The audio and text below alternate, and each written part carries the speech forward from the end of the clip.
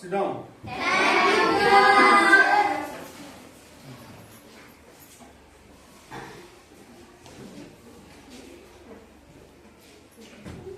ವಿದ್ಯಾರ್ಥಿಗಳೇ, ಎಲ್ಲರದು ಊಟ ಆಗಿದೆಯಲ್ಲ?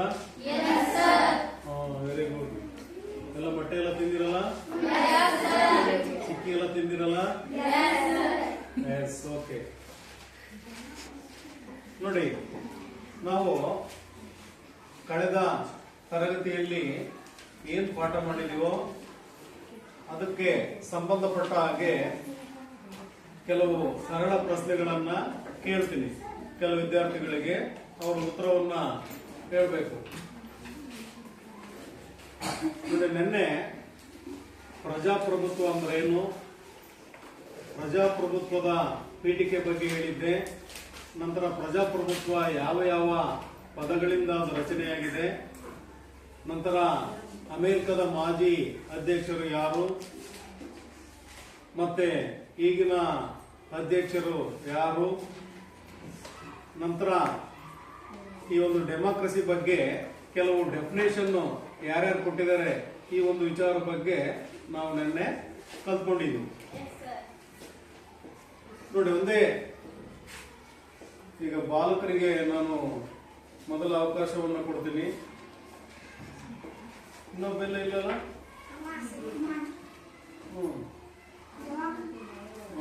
ಎಸ್. ಪ್ರಜಾಪ್ರಭುತ್ವ ಎಂದರೇನು? ಪ್ರಜಾಪ್ರಭುತ್ವ ಎಂದರೇನು? ಈ ಸರ್ಕಾರ ಪದ್ಧತಿಯಲ್ಲಿ ಅರ್ಥ ಮಾಡ್ಕೊಳ್ಳಿ, ಈ ಸರ್ಕಾರ ಪದ್ಧತಿಯಲ್ಲಿ ಯಾರಿಗೆ ಪರಮಾಧಿಕಾರ ಇರುತ್ತದೆ? ಪ್ರಶ್ನೆ ಅರ್ಥ ಮಾಡ್ಕೊಳ್ರಿ. ಪ್ರಜಾಪ್ರಭುತ್ವ ಎಂದರೇನು? ಈ ಸರ್ಕಾರ ಪದ್ಧತಿಯಲ್ಲಿ ಯಾರಿಗೆ ಪರಮಾಧಿಕಾರ ಇರುತ್ತದೆ? ಆನ್ಸರ್ ಗೊತ್ತಿದ್ದಾರೆ ಕೈ ಎತ್ತರಿ. ಬಹಳ ಸಿಂಪಲ್ ಪ್ರಶ್ನೆ. ಎಸ್.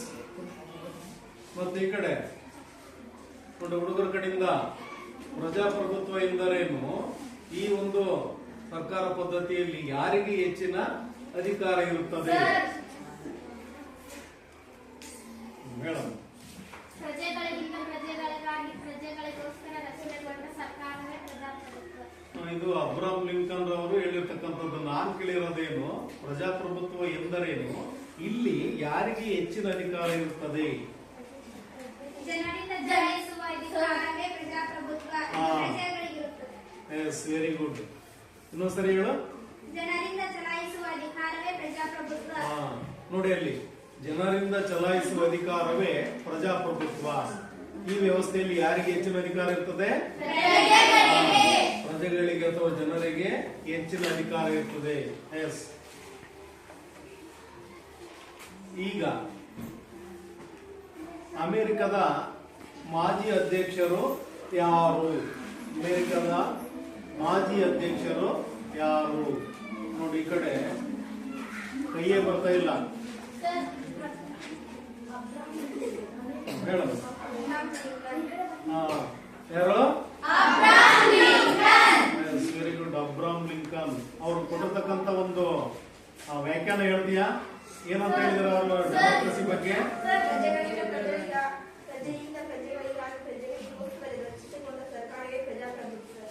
S, very good. ಹೇಳಿ ನೋಡೋಣ, ಇನ್ನೊಂದ್ಸರಿ ರಿಪೀಟ್ ಮಾಡು.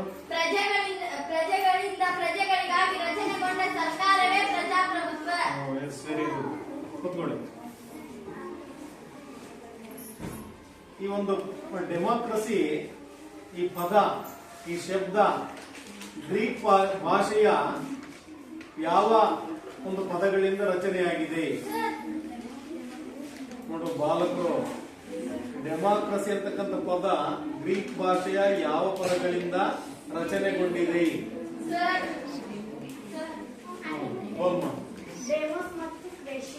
ಹಂಗಂದ್ರೇನು? ಡೆಮೋಸ್ ಅಂದ್ರೆ ದೇಶಿ ಅಂದ್ರೆ ಏನಪ್ಪ? ಎರಡು ಸೇರಿಸಿರೆ ಜನರ ಅಧಿಕಾರ. ಎಸ್. ನೋಡಿ, ಇವತ್ತಂಗಾರೆ ನಾವು ಮುಂದುವರೆದ ಭಾಗದ ಬಗ್ಗೆ ಇವತ್ತು ತಿಳ್ಕೊಳ್ಳೋಣ. ನೋಡಿ, ಇವತ್ತು ಪ್ರಜಾಪ್ರಭುತ್ವದ ವಿಧಗಳು ಹೊರಗಡೆ ನೋಡಿ. ಈಗ ನಾವು ಡೆಮಾಕ್ರಸಿ ಅಂದ್ರೆ ಏನು ಅಂತ ತಿಳ್ಕೊಂಡಿದೀವಿ, ಅದ್ರ ಬಗ್ಗೆ ವ್ಯಾಖ್ಯಾನವನ್ನು ಕೂಡ ತಿಳ್ಕೊಂಡಿದೀವಿ. ಪ್ರಜಾಪ್ರಭುತ್ವದಲ್ಲಿನ ವಿಧಗಳು ಇವತ್ತಿನ ಟಾಪಿಕ್. ಎಷ್ಟು ವಿಧ ಇದಾವೆ? 2 ವಿಧಗಳಿದಾವೆ. 2 ವಿಧಗಳು ನೋಡಿ. ಒಂದು ಪ್ರತ್ಯಕ್ಷ ಪ್ರಜಾಪ್ರಭುತ್ವ ಅಂತೀವಿ. ಯಾವುದು? ಎರಡನೇದು ನೋಡಿ. ಈ ರೀತಿ ಪ್ರಜಾಪ್ರಭುತ್ವದಲ್ಲಿ 2 ವಿಧಗಳನ್ನು ನಾವು ಕಾಣ್ತೀವಿ. ನೋಡಿ, ಹಂಗಂದ್ರೆ ಪ್ರತ್ಯಕ್ಷ ಪ್ರಜಾಪ್ರಭುತ್ವ ಅಂದ್ರೆ ಏನು ಅನ್ನೋದ್ರ ಬಗ್ಗೆ ನಾವಿವತ್ತು ತಿಳ್ಕೊಳ್ಳೋಣ. ಮೊದಲನೇದು ಪ್ರತ್ಯಕ್ಷ ಪ್ರಜಾಪ್ರಭುತ್ವ ಎಂದರೇನು, ಆ ಒಂದು ವಿಚಾರದ ಬಗ್ಗೆ ನಾವಿವತ್ತು ತಿಳ್ಕೊಳ್ಳೋಣ. ನೋಡಿ, ಇಲ್ಲಿ ಪ್ರತ್ಯಕ್ಷ ಪ್ರಜಾಪ್ರಭುತ್ವ ಅಂದ್ರೆ ಜನರು ತಮ್ಮದೇ ಸರ್ಕಾರವನ್ನ ಚುನಾವಣೆ ಮೂಲಕ ರಚಿಸಿಕೊಳ್ತಾರೆ. ಜನರು ತಮ್ಮದೇ ಸರ್ಕಾರವನ್ನ ಚುನಾವಣೆಯ ಮೂಲಕ ರಚನೆ ಮಾಡಿಕೊಳ್ತಾರೆ. ಜನರು ತಮ್ಮದೇ ಸರ್ಕಾರವನ್ನ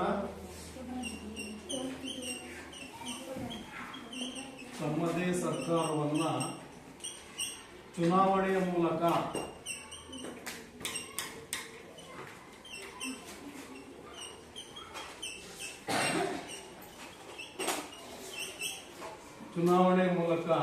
ರಚಿಸಿಕೊಂಡ್ಬಿಟ್ಟು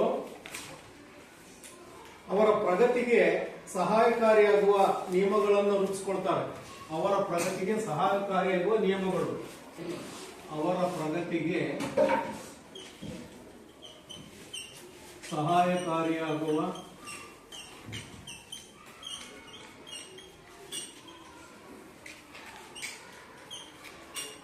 ನಿಯಮಗಳನ್ನು ರೂಪಿಸಿಕೊಳ್ಳುವುದು.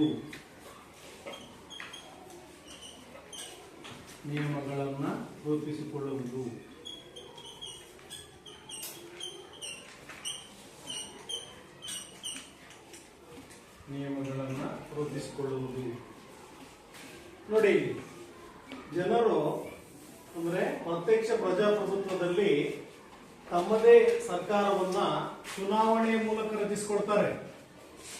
ಯಾವುದರ ಮೂಲಕ? ರಚಿಸಿಕೊಂಡ್ಬಿಟ್ಟು ಅವರ ಪ್ರಗತಿಗೆ ಅಂದ್ರೆ ಅವರ ಅಭಿವೃದ್ಧಿಗೆ, ಅವರ ಏಳಿಗೆಗೋಸ್ಕರ ಸಹಾಯಕಾರಿಯಾಗ್ತಕ್ಕಂತಹ ನಿಯಮಗಳನ್ನು ರೂಪಿಸಿಕೊಳ್ಳುತ್ತಾರೆ. ಅವರ ಅಭಿವೃದ್ಧಿಗೆ, ಅವರ ಏಳಿಗೆಗೆ ಸಹಾಯಕಾರಿ ಇರತಕ್ಕಂತಹ ನಿಯಮಗಳನ್ನ ಜನರೇ ಅವರು ರೂಪಿಸಿಕೊಳ್ತಾರೆ. ನೋಡಿ, ಇಲ್ಲಿ ಚುನಾವಣೆ ಮೂಲಕ ತಮ್ಮದೇ ಆದ ಸರ್ಕಾರವನ್ನು ರಚಿಸಿಕೊಳ್ತಾರೆ. ಉದಾಹರಣೆ, ನಿನ್ನೆಯನ್ನು ಕೂಡ 3 ಕ್ಷೇತ್ರ ಚುನಾವಣೆ ನಡೆದು, ಯಾವ್ಯಾವ ಕ್ಷೇತ್ರ ಗೊತ್ತಿದ್ರೆ ಹೇಳ್ರಿ? ನಿನ್ನೆಯನ್ನು ಕೂಡ ವೋಟ್ ಆಗಿದೆ. 3 ಕ್ಷೇತ್ರಗಳಿಗೆ ಚುನಾವಣೆಗಳು ಆದವು. ನೋ ನಿನ್ನೆ ಪ್ರಾಕ್ಟಿಕಲ್ ಆಗಿ 3 ಕ್ಷೇತ್ರದಲ್ಲಿ ಚುನಾವಣೆ ಆಗಿದೆ. ಯಾವ ಯಾವ ಸ್ಥಳ ಅಂತ ಕೇಳಿದೆ. ಒಂದು ಸಂಡೂರು, ಇನ್ನೊಂದು ಶಿಗ್ಗಾಂವ್, ನಂತರ ಇನ್ನೊಂದು ಚನ್ನಪಟ್ಟಣ. ಕೇಳಿದಿರ? ನ್ಯೂಸ್ ಯಾರ್ಯಾರು ಕೇಳ್ತಾರೋ ಈ 3 ಸ್ಥಳ ಗೊತ್ತಿರ್ತದೆ. ಚನ್ನಪಟ್ಟಣದಲ್ಲಿ ನಿಖಿಲ್ ಕುಮಾರಸ್ವಾಮಿ ಅಂತ ಅಲ್ಲಿ ಮೈತ್ರಿ ಸರ್ಕಾರದ ಮೈತ್ರಿ ಪಕ್ಷದ ಕ್ಯಾಂಡಿಡೇಟ್. ಬಿಜೆಪಿ, ಕಾಂಗ್ರೆಸ್, ಟಿಆರ್ಎಸ್ ಅಲ್ಲ, ಸರಿ, ಕ್ಯಾಂಡಿಡೇಟ್ ಗೊತ್ತಿದ್ರೆ ಹೇಳು. ಇಲ್ಲಿ ಶಿಗ್ಗಾಂವ್ನಲ್ಲಿ ಬಿಜೆಪಿಗೆ ಯಾರು ನಿಂತಿದ್ದಾರೆ? ಹೆಸರು ಗೊತ್ತಿದ್ರೆ ಹೇಳ್ರಿ. ಇಲ್ಲಿ ಬೊಮ್ಮಾಯರವರ ಮಗ ಬಿಜೆಪಿ ನಿಂತಿದ್ದಾನೆ. ಕೂತ್ಕೊಳ್ಳಿ. ಅಲ್ಲಿ ನಾನು ನಿಮಗೆ ಗೊತ್ತಿರ್ಲಿ ಅಂತ ಇದು ಉದಾಹರಣೆ ಕೊಟ್ಟದ್ದು. ಚುನಾವಣೆಗಳು ಅಂದ್ರೆ ಏನು? ಈಗ ನಿನ್ನೆನೆ ಕೂಡ 3 ಭಾಗದಲ್ಲಿ ಚುನಾವಣೆಗಳು ನಡೆದಿದ್ದಾವೆ. ಆ ಚುನಾವಣೆ ನಡೆದ ನಂತರ ಏನ್ ಪ್ರಕ್ರಿಯೆ ನಡೀತಪ್ಪ ಅಂದ್ರೆ, ನೋಡಿ, ಜನರು ತಮ್ಮದೇ ಆದ ಸರ್ಕಾರವನ್ನ ಚುನಾವಣೆ ಮೂಲಕ ರಚಿಸಿಕೊಳ್ತಾರೆ. ಚುನಾವಣೆ ಮೂಲಕ ವೋಟ್ ಹಾಕೋದ್ರ ಮೂಲಕ ಒಬ್ಬ ಅಭ್ಯರ್ಥಿಯನ್ನ ಅವರು ಗೆಲ್ಲಿಸಿಕೊಳ್ತಾರೆ. ಆ ಚುನಾವಣೆಯ ಒಂದು ಮೂಲ ತತ್ವ ಏನು ಹೇಳಮ್ಮ. ಒಬ್ಬ ಪ್ರಜೆ ಒಂದು ಮತ. ನೋಡಿ, ನೀವು ಕ್ಯಾಚ್ ಮಾಡ್ತಾ ಇಲ್ಲ. ಚುನಾವಣೆಯ ಮೂಲ ತತ್ವ ಏನು? Very very good. ಎಸ್, ನೋಡಿ, ಈ ಪ್ರತ್ಯಕ್ಷ ಪ್ರಜಾಪ್ರಭುತ್ವದಲ್ಲಿ ಜನರು ತಮ್ಮದೇ ಸರ್ಕಾರವನ್ನ ಚುನಾವಣೆ ಮೂಲಕ ರಚಿಸಿಕೊಂಡು ಬಿಟ್ಟು ಅವರ ಪ್ರಗತಿಗೆ ಸಹಾಯಕಾರಿ ಆಗ್ತಕ್ಕಂತಹ ನಿಯಮಗಳನ್ನ ರೂಪಿಸ್ಕೊಳ್ತಾರೆ. ಯಾವ ಪ್ರಜಾಪ್ರಭುತ್ವದಲ್ಲಿ? ನೋಡಿ, ನೆನ್ಪಿಟ್ಕೋಬೇಕು, ಪರೋಕ್ಷಕ್ಕೂ ಪ್ರತ್ಯಕ್ಷಕ್ಕೂ ಕೂಡ ಚೇಂಜ್ ಆಗುತ್ತೆ ಅಲ್ಲಿ ವಿಷಯ. ನೋಡಿ, ನಂತರ ನೋಡಿ, ಈ ಮಾದರಿಯ ಸರ್ಕಾರಗಳನ್ನ ಎಲ್ಲಿ ಸರ್ಕಾರಗಳಿರ್ತಾವಪ್ಪ ಅಂದ್ರೆ ಈ ಒಂದು ಪ್ರತ್ಯಕ್ಷ ಪ್ರಜಾಪ್ರಭುತ್ವ ಸರ್ಕಾರ ಬರ್ಕೊಳ್ಳಿದ ಕಡಿಮೆ ಜನಸಂಖ್ಯೆ ಮತ್ತು ವಿಸ್ತೀರ್ಣಗಳಲ್ಲಿ, ಕಡಿಮೆ ಜನಸಂಖ್ಯೆ ಮತ್ತು ವಿಸ್ತೀರ್ಣಗಳಲ್ಲಿ, ಕಡಿಮೆ ಜನಸಂಖ್ಯೆ ಮತ್ತು ವಿಸ್ತೀರ್ಣಗಳಲ್ಲಿ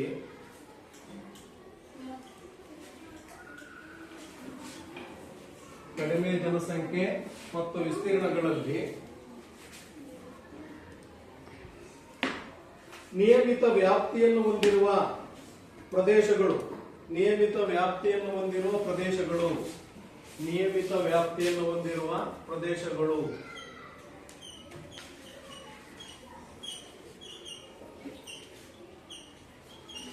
ವ್ಯಾಪ್ತಿಯನ್ನು ಹೊಂದಿರುವ ಪ್ರದೇಶಗಳು,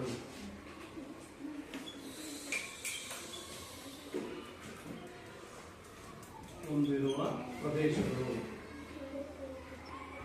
ಕಡಿಮೆ ಜನಸಂಖ್ಯೆ ಇರಬೇಕು ಮತ್ತು ವಿಸ್ತೀರ್ಣ ಕಡಿಮೆ ಇರಬೇಕು, ಅರ್ಥ ಮಾಡ್ಕೊಳ್ಳಿ. ಅಂತಹ ಭಾಗದಲ್ಲಿ ಪ್ರತ್ಯಕ್ಷ ಪ್ರಜಾಪ್ರಭುತ್ವ ಜಾರಿ ಇರ್ತದೆ, ಅರ್ಥ ಮಾಡಿಕ. ಕಡಿಮೆ ಜನಸಂಖ್ಯೆ ಇರ್ತದೆ ಮತ್ತು ವಿಸ್ತೀರ್ಣ ಕೂಡ ಕಡಿಮೆ ಇರ್ತದೆ ನೋಡಿ ಅಲ್ಲಿ, ಮತ್ತು ವಿಸ್ತೀರ್ಣ ನಿಯಮಿತವಾಗಿರ್ತದೆ ಹೊಂದಿರುವ ಪ್ರದೇಶಗಳು ಈ ಒಂದು ಪ್ರತ್ಯಕ್ಷ ಪ್ರಜಾಪ್ರಭುತ್ವ ಸರ್ಕಾರ ಪದ್ಧತಿಯನ್ನ ಅವು ಹೊಂದಿರ್ತವೆ ಅಂತ. ಅಲ್ಲೇನು ಲಿಮಿಟ್ ಪಾಪ್ಯುಲೇಷನ್ ಅಂದ್ರೆ ವಿಸ್ತೀರ್ಣ ಕೂಡ ಕಡಿಮೆ ಇರ್ತದೆ. ಅಂತಹ ಪ್ರದೇಶಗಳು ಯಾವ ಒಂದು ಸರ್ಕಾರ ಪದ್ಧತಿಯನ್ನು ಅಳವಡಿಸಿಕೊಂಡಿರ್ತವೆ?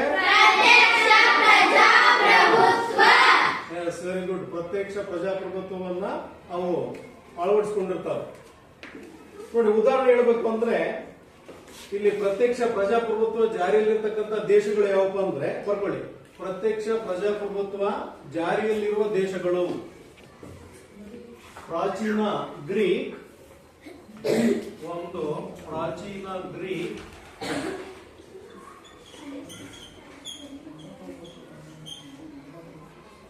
ನಂತರ ಸ್ವಿಟ್ಜರ್ಲೆಂಡ್,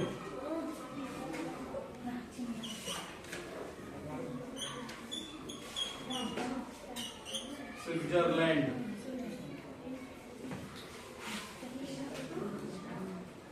ನೋಡಿ, ಈ ಪ್ರದೇಶಗಳಲ್ಲಿ, ಈ ದೇಶಗಳಲ್ಲಿ ಯಾವ ಸರ್ಕಾರ ಪದ್ಧತಿ ಜಾರಿಯಲ್ಲಿದೆ?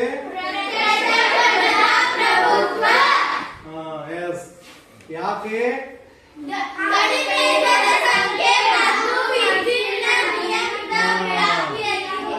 ಕಡಿಮೆ ಜನಸಂಖ್ಯೆ ಇದೆ, ಅದರ ವ್ಯಾಪ್ತಿನೂ ಕೂಡ ಕಡಿಮೆ ಇದೆ, ಅಂದ್ರೆ ಲಿಮಿಟೆಡ್ ಇದೆ. ಸೊ ಹಾಗಾಗಿ ಅಲ್ಲಿ ಪ್ರತ್ಯಕ್ಷ ಪ್ರಜಾಪ್ರಭುತ್ವ ಪದ್ಧತಿ ಜಾರಿಯಲ್ಲಿದೆ. ಉದಾಹರಣೆ ಯಾವ್ಯಾವ ದೇಶದಲ್ಲಿ? ಪ್ರಾಚೀನ ಗ್ರೀಕ್ ಮತ್ತು ಅಥವಾ ಸ್ವಿಟ್ಜರ್ಲೆಂಡ್ ಅಲ್ಲಿ ಇದು ಜಾರಿಯಲ್ಲಿದವು ನೋಡಿ. ನಂತರ ಇದು ಜನಾಭಿಪ್ರಾಯ ಮತ್ತು ನೇತೃತ್ವದ ಆಧಾರದ ಮೇಲೆ ಇದು ಹೆಚ್ಚು ಪರಿಣಾಮ ಬೀರುತ್ತದೆ. ಜನಾಭಿಪ್ರಾಯ ಮತ್ತು ನೇತೃತ್ವದ ಆಧಾರದ ಮೇಲೆ ನಿಂತಿದೆ. ಜನಾಭಿಪ್ರಾಯ ಮತ್ತು ನೇತೃತ್ವ, ಜನಾಭಿಪ್ರಾಯ ಮತ್ತು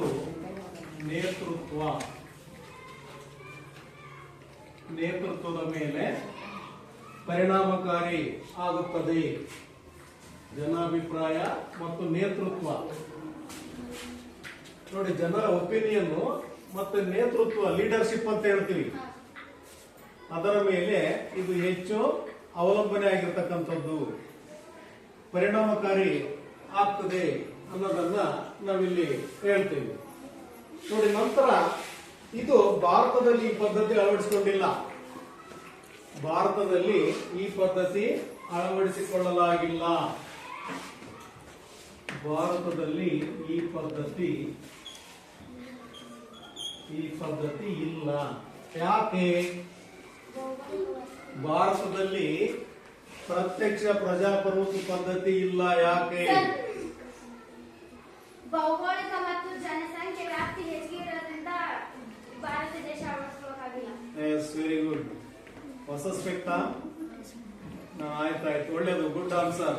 ನೋಡಿ, ಇಲ್ಲಿ ನಮ್ಮ ದೇಶದಲ್ಲಿ ಜನಸಂಖ್ಯೆಯಲ್ಲಿ ನಾವು ಚೀನಾವನ್ನ ಬಿಟ್ರೆ 2ನೇ ಸ್ಥಾನದಲ್ಲಿ. ಕೇಳಿಸ್ಕೊಳ್ಳಿ, ಚೀನಾ ಜನಸಂಖ್ಯೆಯಲ್ಲಿ ನಂಬರ್ 1, ಭಾರತ 2ನೇ ಸ್ಥಾನದಲ್ಲಿದೆ, 2ನೇ ಪ್ಲೇಸ್ ಅಲ್ಲಿ ಇದೆ. ಹಾಗಾಗಿ ವಿಸ್ತೀರ್ಣನು ಕೂಡ ಜಾಸ್ತಿ ಇದೆ. ಆದ್ದರಿಂದ ಪ್ರತ್ಯಕ್ಷ ಪ್ರಜಾಪ್ರಭುತ್ವ ಪದ್ಧತಿಯನ್ನ ನಮ್ಮ ದೇಶದಲ್ಲಿ ಅಳವಡಿಸಿಕೊಳ್ಳಿಕ್ಕೆ ಆಗಿಲ್ಲ. ಹೇಳೋದು ಅರ್ಥ ಆಗುತ್ತಲ್ಲ? ಯಾಕೆ ಭಾರತ ದೇಶ ಪ್ರತ್ಯಕ್ಷ ಪ್ರಜಾಪ್ರಭುತ್ವ ಪದ್ಧತಿ ಅಳವಡಿಸಿಕೊಂಡಿಲ್ಲ ಅಂದ್ರೆ ಹೇಳ್ಬೇಕಲ್ಲಿ. ಕಡಿಮೆ ಜನಸಂಖ್ಯೆ ಅಂದ್ರೆ ವಿಸ್ತೀರ್ಣ, ನಂತರ ಕಡಿಮೆ ಜನಸಂಖ್ಯೆ ಇದ್ದ ದೇಶಗಳಲ್ಲಿ ಮಾತ್ರ ಇದು ಏನು ಅಡಾಪ್ಟ್ ಆಗಿರ್ತದೆ. ಜಾಸ್ತಿ ಜನಸಂಖ್ಯೆ ಇದ್ದು ಭೌಗೋಳಿಕ ವ್ಯಾಪ್ತಿ ಜಾಸ್ತಿ ಇದ್ದಪ್ಪ ಅಂದ್ರೆ ಅಲ್ಲಿ ಈ ಒಂದು ಪ್ರತ್ಯಕ್ಷ ಪ್ರಜಾಪ್ರಭುತ್ವ ಪದ್ಧತಿ ಜಾರಿ ಇರೋದಿಲ್ಲ, ಅಳವಡಿಸಿಕೊಳ್ಳಿಕ್ಕೆ ಆಗುದಿಲ್ಲ. ಸೊ ಹಾಗಾಗಿ ನಮ್ಮ ದೇಶದಲ್ಲಿ ಈ ಒಂದು ವ್ಯವಸ್ಥೆ, ಈ ಪದ್ಧತಿ ಜಾರಿಯಲ್ಲಿಲ್ಲ. ನೋಡ್ರಿ, ಈಗ ಮೊದಲನೇ ಪಾಯಿಂಟ್ ಅರ್ಥ ಆತಲ್ಲ, ಪ್ರತ್ಯಕ್ಷ ಪ್ರಜಾಪ್ರಭುತ್ವ. ನೋಡ್ರಿ, ಈಗ 2ನೇ ನೋಡ್ರಿ. ಈಗ ನೋಡಿ, ಮೊದಲನೇದು ಏನಾದ್ರು ಡೌಟ್ ಇದ್ರೆ ಕೇಳಿಸ್ಕೊಡಿ ಇರ್ಲಿ. Yes, very good.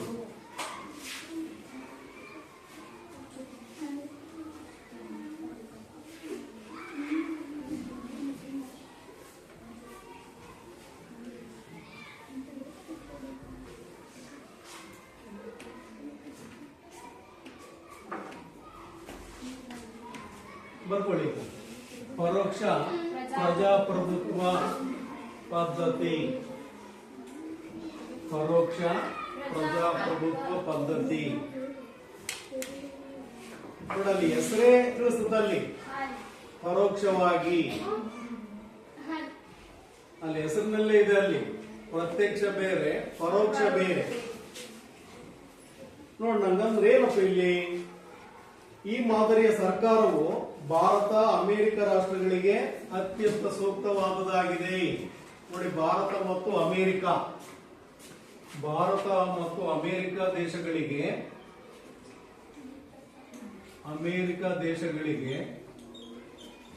ಅತ್ಯಂತ ಸೂಕ್ತವಾದುದು.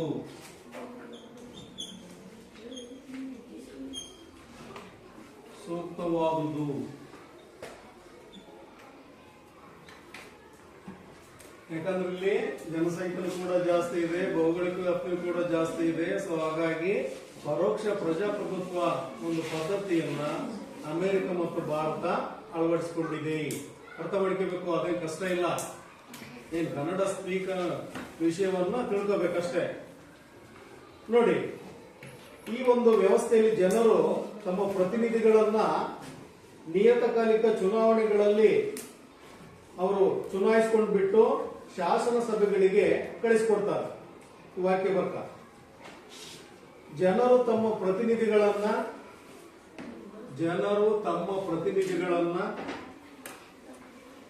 ನಿಯತಕಾಲಿಕ ಚುನಾವಣೆಗಳಲ್ಲಿ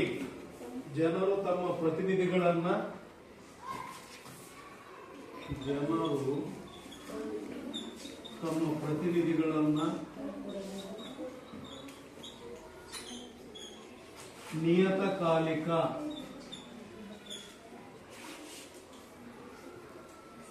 ಚುನಾವಣೆಗಳಲ್ಲಿ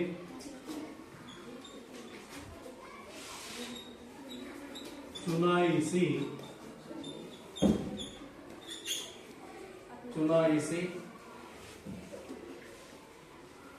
ಶಾಸನ ಸಭೆಗಳಿಗೆ ಕಳಿಸಿಕೊಡುತ್ತಾರೆ. ಶಾಸನ ಸಭೆಗಳಿಗೆ ಕಳಿಸಿಕೊಡುತ್ತಾರೆ.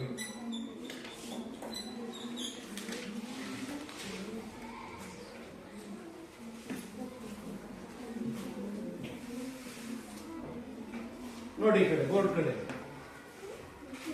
ಇಲ್ಲಿ ಪರೋಕ್ಷ ಪ್ರಜಾಪ್ರಭುತ್ವ ಪದ್ಧತಿ ಯಾವ್ಯಾವ ದೇಶ ಅಳವಡಿಸಿಕೊಂಡಿದೆ? ಭಾರತ ಮತ್ತು ಅಮೆರಿಕ. ನೋಡಿ ಇಲ್ಲಿ ಜನರು ತಮ್ಮ ಪ್ರತಿನಿಧಿಗಳನ್ನ ನೋಡಿ, ಉದಾಹರಣೆ ಪ್ರತಿನಿಧಿಗಳು ಅಂದ್ರೆ ನಾವೊಬ್ಬ ಯಾರಾದ್ರೂ ಕೂಡ MLA ಗಳನ್ನ ಆಯ್ಕೆ ಮಾಡ್ತೀವಿ. ಅವನು ನಮ್ಮ ಪರವಾಗಿ ಆಯ್ಕೆಯಾಗಿ ಹೋಗಿರ್ತಾನೆ ಶಾಸನಸಭೆಗೆ, ನಮ್ಮ ಪರವಾಗಿ ಅವನು ಕೆಲಸ ಮಾಡ್ಬೇಕಲ್ಲಿ. ನೋಡಿ, ಜನರು ತಮ್ಮ ಪ್ರತಿನಿಧಿಗಳನ್ನ ನಿಯತಕಾಲಿಕ ಚುನಾವಣೆಗಳಲ್ಲಿ ಚುನಾವಣೆಗಳು ಎಷ್ಟು ವರ್ಷಕ್ಕೊಮ್ಮೆ ನಡೀತವೆ? ನೋಡಿ, ಅಂತಹ ಚುನಾವಣೆಗಳಲ್ಲಿ ಆಯ್ಕೆ ಮಾಡಿ ವೋಟ್ ಅನ್ನ ಹಾಕಿ ಅವರು ಚುನಾಯಿಸಿ ಎಲ್ಲಿ ಕಳಿಸ್ತಾರೆ? ಶಾಸನಸಭೆಗಳಿಗೆ ಹೋಗಿ ಅವರು ನಮ್ಮ ಪರವಾಗಿ ಕೆಲಸವನ್ನು ಮಾಡಬೇಕು, ನಮಗೆ ಅನುಕೂಲ ರೀತಿಯ ಕೆಲವು ಕೆಲಸ ಕಾರ್ಯಗಳನ್ನು ಅವರು ಮಾಡಿಕೊಡ್ಬೇಕಾಗುತ್ತೆ. ಈ ಒಂದು ಸಿಸ್ಟಮ್ ಭಾರತ ಮತ್ತು ಅಮೆರಿಕದಲ್ಲಿ ಚಾಲ್ತಿಯಲ್ಲಿದೆ. ನೋಡಿ, ಚುನಾಯಿತ ಸದಸ್ಯರು ನಾವೇನ್ ಆಯ್ಕೆ ಮಾಡ್ತಿರ್ತೀವೋ ಅವರು ಕಾನೂನುಗಳನ್ನು ರಚಿಸಿಕೊಂಡು ಆಡಳಿತ ನಿರ್ವಹಣೆ ಮಾಡುತ್ತಾರೆ. ಕಾನೂನುಗಳನ್ನು ರಚಿಸಿಕೊಂಡು ಆಡಳಿತ ನಿರ್ವಹಣೆ ಮಾಡುತ್ತಾರೆ. ಕಾನೂನುಗಳನ್ನ ರಚಿಸಿಕೊಂಡು ಆಡಳಿತ ನಿರ್ವಹಣೆ ಮಾಡುತ್ತಾರೆ. ಆಡಳಿತ ನಿರ್ವಹಣೆ ಮಾಡುತ್ತಾರೆ.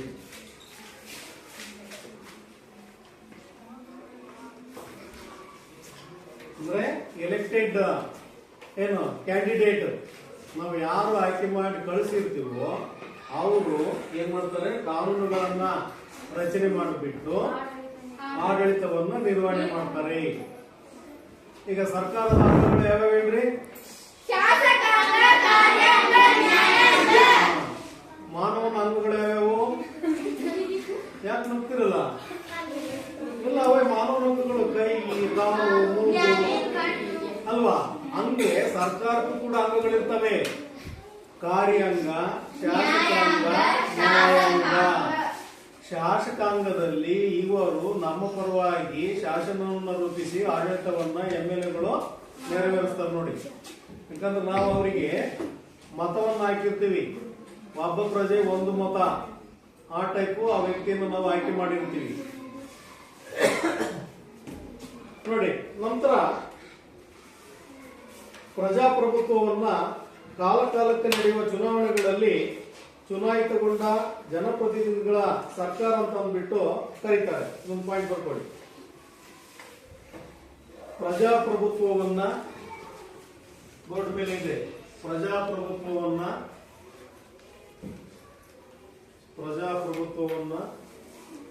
ಕಾಲಕಾಲಕ್ಕೆ ನಡೆಯುವ ಚುನಾವಣೆಗಳಲ್ಲಿ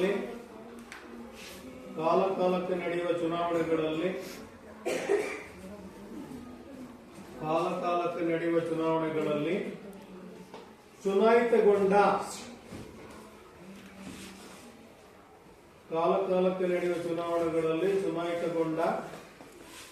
ಜನಪ್ರತಿನಿಧಿಗಳ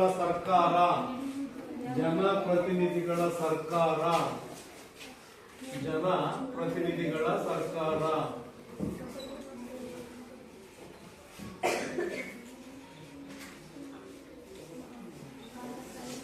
ಜನಪ್ರತಿನಿಧಿಗಳ ಸರ್ಕಾರ ಎಂದು ಕರೆಯುತ್ತಾರೆ.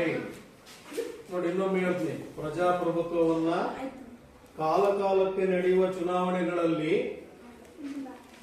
ಚುನಾಯಿತಗೊಂಡ ಜನಪ್ರತಿನಿಧಿಗಳ ಸರ್ಕಾರ ಅಂದ್ರೆ ಮಾಡ್ಕೊಳ್ಳಿ, ಚುನಾಯಿತಗೊಂಡ ಜನಪ್ರತಿನಿಧಿಗಳ ಸರ್ಕಾರ ಎಂದು ಕರೆಯುವರು. ಜನಪ್ರತಿನಿಧಿಗಳ ಸರ್ಕಾರ ನಮ್ಮ ಪರವಾಗಿ ಆಡಳಿತವನ್ನ ಮಾಡ್ತಕ್ಕಂತಹ ವ್ಯಕ್ತಿಗಳು ಅಂತ ಹೇಳ್ತೀವಿ ಜನಪ್ರತಿನಿಧಿಗಳು ಅಂದ್ರೆ. ನೋಡಿ, ನಂತರ ಹೀಗೆ ಚುನಾಯಿತಗೊಂಡ ಈ ಪ್ರತಿನಿಧಿಗಳು ತಮ್ಮ ರಾಷ್ಟ್ರ ನಾಯಕನನ್ನ ಅವರು ಆಯ್ಕೆ ಮಾಡ್ತಾರೆ.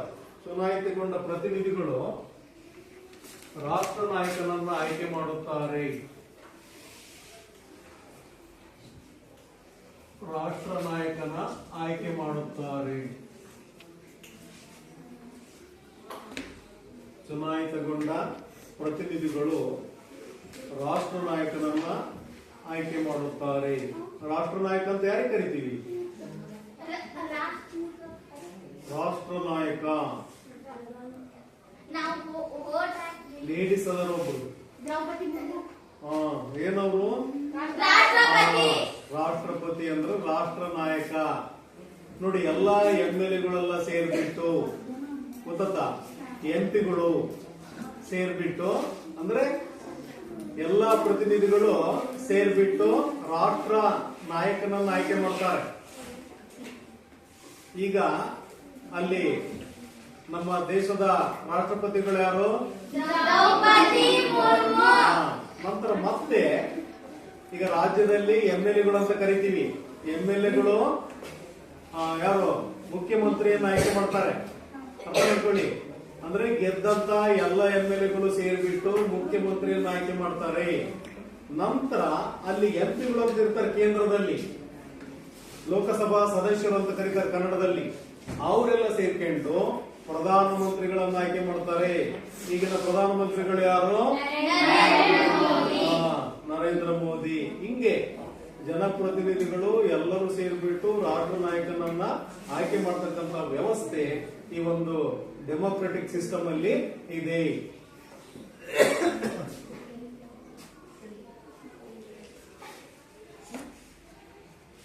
ನೋಡಿ, ನೆಕ್ಸ್ಟ್ ಇದ್ರ ಬಗ್ಗೆ ಏನಾದ್ರು ಡೌಟ್ ಇದ್ರೆ ಕೇಳಿ. ಪರೋಕ್ಷ ಪ್ರಜಾಪ್ರಭುತ್ವ ಪದ್ಧತಿ ಬಗ್ಗೆ ಏನಾದ್ರು ನಿಮಗೆ ಡೌಟ್ ಇದ್ರೆ ಕೇಳಬಹುದು.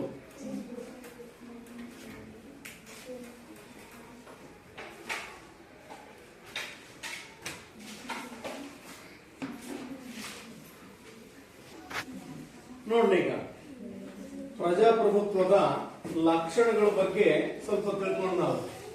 ಪ್ರಜಾಪ್ರಭುತ್ವದ ಲಕ್ಷಣಗಳು. ಪ್ರಜಾಪ್ರಭುತ್ವದ ಲಕ್ಷಣಗಳು. ಈಗ ನಾವು ಇದುವರೆಗೆ ಪ್ರಜಾಪ್ರಭುತ್ವ ಅಂದ್ರೆ ಏನು, ಪ್ರಜಾಪ್ರಭುತ್ವದ ವಿಧಗಳಾವು ಅವು ತಿಳ್ಕೊಂಡಿದ್ವಿ. ಈಗ ಲಕ್ಷಣಗಳು. ಈಗ ಒಬ್ಬ ಒಳ್ಳೆ ವಿದ್ಯಾರ್ಥಿ ಅದನೆ ಅಂದ್ರೆ ಅವನ ಗುಣಲಕ್ಷಣಗಳು ಏನು ಅಂತ ಕೇಳ್ತಾರೆ. ಎಷ್ಟೊತ್ತಿಗೆ ಎದ್ದೇಳ್ತಾನೆ, ಹೆಂಗ್ ಓದ್ಕೊಳ್ತಾನೆ, ಅದು ಅವನ ಒಂದು ಲಕ್ಷಣ. ಹಂಗ ಇಲ್ಲಿ ಪ್ರಜಾಪ್ರಭುತ್ವದ ಲಕ್ಷಣಗಳು ಏನೇನು ಅನ್ನೋದ್ರ ಬಗ್ಗೆ ಈಗ ನಾವು ತಿಳ್ಕೊಳ್ಳೋಣ. ನೋಡಿ, ಮೊದಲನೇ ಅಂಶ ಇದು ಜನರ ಸರ್ಕಾರ. ನೋಡಿ, ಈಗಾಗಲೇ ನಿಮಗೆ ಗೊತ್ತಾಗಿದೆ ಇದ್ರ ಬಗ್ಗೆ ಅಲ್ವಾ? ಜನರ ಸರ್ಕಾರ, ಜನರಿಂದ ಜನರಿಗಾಗಿ ಜನರಿಗೋಸ್ಕರ ಇರ್ತಕ್ಕಂಥ ಸರ್ಕಾರ. According to ex president of America Abraham Lincoln. ಗೊತ್ತಾ? ಜನತೆಯ ಸಮ್ಮತಿಯನ್ನ ಇದು ಆಧರಿಸಿದೆ. ಡೆಮಾಕ್ರಸಿ ಜನತೆಯ ಸಮ್ಮತಿಯನ್ನ ಆಧರಿಸಿದೆ. ಪಬ್ಲಿಕ್ ಒಪಿನಿಯನ್ ಅಂತ ಹೇಳ್ತೀವಿ. ಡೆಮಾಕ್ರಸಿ ಜನತೆಯ ಸಮ್ಮತಿಯನ್ನ, ಒಪ್ಪಿಗೆಯನ್ನ ಆಧರಿಸಿದೆ. ಇದು ಪ್ರಜಾಪ್ರಭುತ್ವದ ಲಕ್ಷಣಗಳಲ್ಲಿ ಒಂದು. ನಂತರ ಎರಡನೇ ಅಂಶವನ್ನು ನೋಡೋದಾದ್ರೆ ಪ್ರಾತಿನಿಧಿಕ ಸರ್ಕಾರವಾಗಿದ್ದು, ಅಂದ್ರೆ ಪ್ರತಿನಿಧಿಗಳನ್ನ ಆಯ್ಕೆ ಮಾಡ್ತೀವಲ್ಲ. ಈಗ ನಾವು ಒಬ್ಬ ವ್ಯಕ್ತಿಯನ್ನ ಆಯ್ಕೆ ಮಾಡ್ತೀವಿ, ನಮ್ಮ ಪರವಾಗಿ ಅವನು ಶಾಸನ ರೂಪಿಸಿ ಆಡಳಿತವನ್ನ ಮಾಡ್ತಾನೆ. ಅದನ್ನು ನಾವಿಲ್ಲಿ ಪ್ರಾತಿನಿಧಿಕ ಸರ್ಕಾರ ಅಂತ ಹೇಳ್ತೀವಿ. ಜನರು ತಮ್ಮ ಪ್ರತಿನಿಧಿಗಳನ್ನ ಚುನಾಯಿಸುತ್ತಾರೆ. ಹೌದಾನೆ? ಈಗಾಗಲೇ ತಿಳ್ಕೊಂಡಿದೀವಿ. ಜನರು ತಮ್ಮ ಪ್ರತಿನಿಧಿಯನ್ನ ಚುನಾಯಿಸುತ್ತಾರೆ. ನೋಡಿ, ಇವರು ಚುನಾಯಿತ ಪ್ರತಿನಿಧಿ ಏನ್ ಮಾಡ್ತಾರಪ್ಪ ಅಂದ್ರೆ ಜನರ ಪರವಾಗಿ ಕಾನೂನುಗಳನ್ನು ರಚಿಸುತ್ತಾರೆ. ಈಗಾಗಲೇ ನಾನು ಹೇಳಿದ್ದೀನಿ, ಎಲೆಕ್ಟೆಡ್ ಕ್ಯಾಂಡಿಡೇಟ್ ಜನರ ಪರವಾಗಿ ಅವನು ಕೆಲಸವನ್ನ ಮಾಡ್ತಾನೆ. ನೋಡಿ, ಅಲ್ಲಿ ಜನರ ಪರವಾಗಿ ಕಾನೂನುಗಳನ್ನು ರಚಿಸ್ತಾರೆ ಜನಪ್ರತಿನಿಧಿಗಳು. ನಂತರ ಮೂರನೇ ಒಂದು ಲಕ್ಷಣ ಅಂದ್ರೆ ಇದು ವಯಸ್ಕ ಮತದಾನದ ತತ್ವವನ್ನು ಆಧರಿಸಿದೆ. ನೋಡಿ, ಅಲ್ಲಿ ಈಗ ವೋಟ್ ಹಾಕ್ಲಿಕ್ಕೆ ಎಷ್ಟು ವರ್ಷ? ಎಸ್, ಅಂದ್ರೆ 18 ವರ್ಷ ವಯಸ್ಸಾದಂತ ಗಂಡು ಹೆಣ್ಣು ಲಿಂಗ ಯಾವುದೇ ಭೇದ ಭಾವವಿಲ್ಲದೆ ಓಟನ್ನು ಹಾಕ್ತಕ್ಕಂತ ಒಂದು ವ್ಯವಸ್ಥೆಯನ್ನ ಪ್ರಜಾಪ್ರಭುತ್ವ ಒದಗಿಸಿಕೊಟ್ಟಿದೆ. ಅದನ್ನು ನಾವು ವಯಸ್ಕ ಮತದಾನ ಪದ್ಧತಿ ಎಂದು ಕರೆಯುತ್ತೇವೆ. ಯಾವುದೇ ಭೇದ ಭಾವ ಇಲ್ಲ, ಗಂಡಾಗಿರ್ಲಿ ಹೆಣ್ಣಾಗಿರ್ಲಿ, ಜಾತಿ ಭೇದ ಭಾವ ಲಿಂಗ ಇವೇನು ಅಲ್ಲಿ ಲೆಕ್ಕಕ್ಕಿಲ್ಲ. ಎಲ್ಲರೂ ಕೂಡ ಓಟನ್ನು ಹಾಕ್ತಕ್ಕಂತ ಒಂದು ಅವಕಾಶವನ್ನ ಇಲ್ಲಿ ಡೆಮಾಕ್ರಸಿ ನಮಗೆ ಒದಗಿಸಿಕೊಟ್ಟಿದೆ. ನೋಡಿ, ಅದನ್ನು ನಾವು ವಯಸ್ಕ ಮತದಾನ ಪದ್ಧತಿ ಅಂತ ಹೇಳ್ತೀವಿ.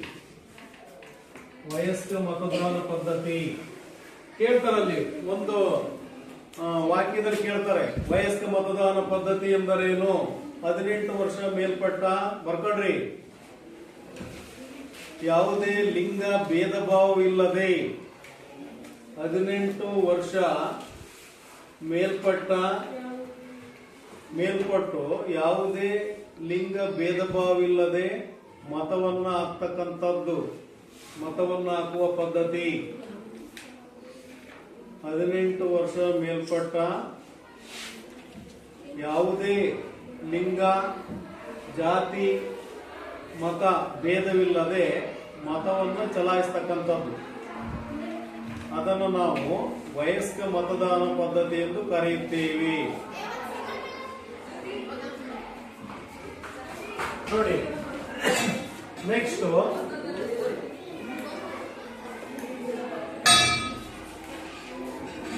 ಐದನೇದಕ್ಕೆ ಬರೀ, ಯಾವ ತಾರತಮ್ಯವಿಲ್ಲದೆ ಸ್ವತಂತ್ರವಾಗಿ ಹಾಗೂ ಮುಕ್ತವಾಗಿ ಹಕ್ಕುಗಳನ್ನು ಅನುಭವಿಸುತ್ತಾರೆ. ಇದು ಅರ್ಥ ಮಾಡ್ಕೊಳ್ಳಿ. ಯಾವುದೇ ತಾರತಮ್ಯವಿಲ್ಲದೆ ಮುಕ್ತವಾಗಿ ಹಕ್ಕುಗಳನ್ನು ಅನುಭವಿಸುತ್ತಾರೆ.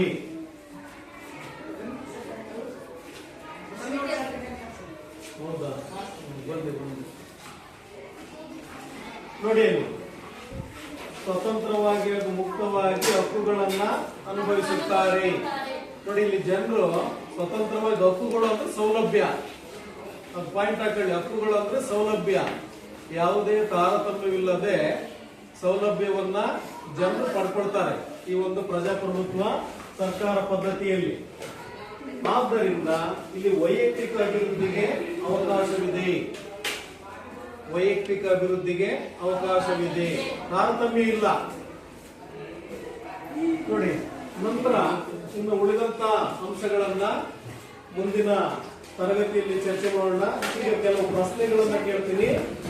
ಈಗ ಏನ್ ಮಾಡಿದ್ನೋ ಅದರ ಸಂಬಂಧಪಟ್ಟ ಹಾಗೆ ನೀವು ಉತ್ತರವನ್ನು ಹೇಳಲಿಕ್ಕೆ ರೆಡಿ ಇರಬೇಕು. ರೆಡಿನಾ?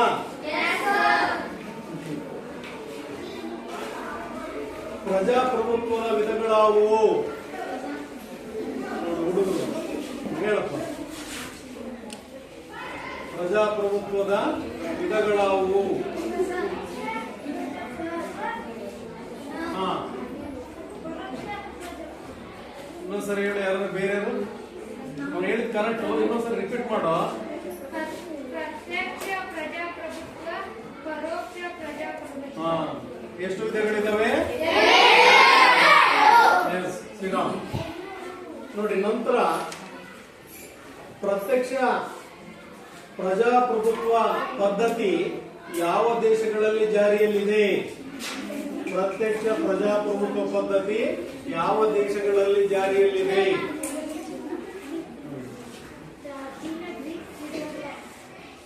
ಪ್ರಾಚೀನ ಗ್ರೀಕ್ ಮತ್ತು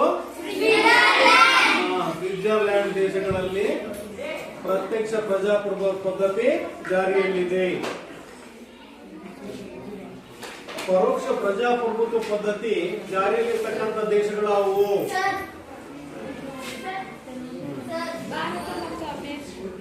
ಎಸ್, ವೆರಿ ಗುಡ್. ಭಾರತ ಮತ್ತು ಎಸ್. ನೋಡಿ ವಿದ್ಯಾರ್ಥಿಗಳೇ, ನೆಕ್ಸ್ಟ್ ಕಂಟಿನ್ಯೂ ಮಾಡೋಣ. All of you thanks.